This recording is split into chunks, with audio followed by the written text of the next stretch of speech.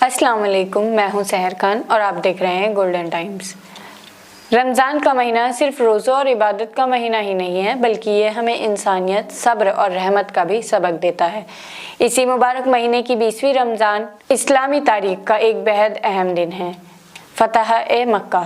ये सिर्फ एक शहर की जीत नहीं थी, ये अखलाक की जीत थी, सब्र की जीत थी और रहमत की जीत थी। और अगर हम इस वाक़ये को गौर से पढ़ें तो समझ में आता है कि इस्लाम की असल ताकत तलवार से नहीं बल्कि इंसानियत में है। मक्का वही शहर था जहाँ नबी करीम सल्लल्लाहु अलैहि वसल्लम पैदा हुए, यहीं अपने तौहीद और इंसाफ का पैगाम दिया। लेकिन वही मक्का जहाँ लोगों ने आपको झुठलाया, तंग किया और आपके साथियों पर जुल्म ढाए। इतना कि आखिरकार हिजरत का वक्त आ गया और आपको मक्का छोड़कर मदीना जाना पड़ा। सोचिए, जिस शहर में इंसान पैदा हुआ हो, पला बड़ा हो और उसी शहर से निकलने पर मजबूर कर दिया जाए, ये कितना बड़ा इम्तिहान होता है। हिजरत के लगभग 10 साल बाद वो दिन आया जब मुसलमान को मक्का की तरफ बढ़ने का मौका मिला। करीब 10,000 सहाबा के साथ नबी करीम सल्लल्लाहु अलैहि वसल्लम मक्का की तरफ रवाना हुए। लेकिन ये लश्कर किसी बदले के जज्बे के साथ नहीं था, कोई लूट मार नहीं थी, कोई खून खराबा नहीं, बल्कि मकसद था अमन के साथ मक्का में दाखिल होना। और यही हुआ। जब नबी करीम सल्लल्लाहु अलैहि वसल्लम मक्का में दाखिल हुए तो वही लोग सामने खड़े थे जिन्होंने कभी आपको सताया था।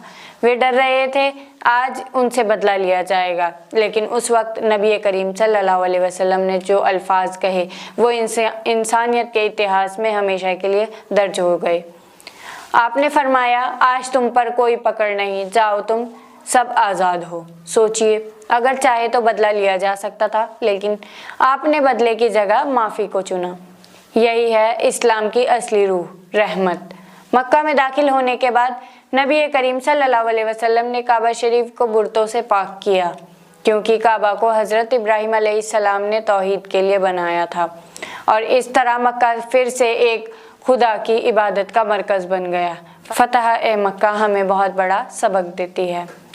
पहला सबक सब्र, जुल्म के बावजूद सब्र करना। दूसरा सबक रहमत, ताकत होने के बावजूद माफ़ कर देना। तीसरा सबक इंसानियत, धर्म और जाति से ऊपर उठकर इंसानियत को समझना। कुरान में फरमाया, रहमतुल आलमीन कहा गया है, यानी सारी दुनिया के लिए रहमत। इसका मतलब यह है कि आपका पैगाम सिर्फ मुसलमानों के लिए नहीं बल्कि पूरी इंसानियत के लिए है। आज दुनिया में नफरत बढ़ती दिखती है, छोटी छोटी बातों पर लोग एक दूसरे के खिलाफ खड़े हो जाते हैं। ऐसे में फतह-ए-मक्का हमें याद दिलाती है कि असली ताकत बदला लेने में नहीं बल्कि माफ़ करने में है। अगर इंसान इसी वाक़ये से सीख ले तो शायद दुनिया में बहुत सी लड़ाइयाँ ख़त्म हो जाएं। 20वीं रमज़ान हमें ये याद दिलाती है कि इस्लाम की असली पहचान तलवार नहीं बल्कि अखलाक, रहमत और इंसानियत है।